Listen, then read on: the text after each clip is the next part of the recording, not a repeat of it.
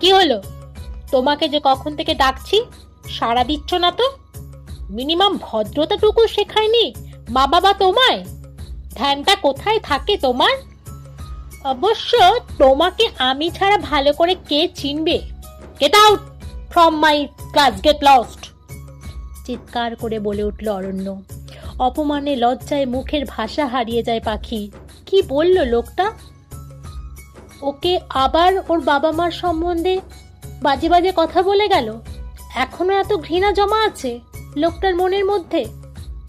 অবশ্য ভালোবাসা কোনোদিনই ছিল না লোকটার মধ্যে।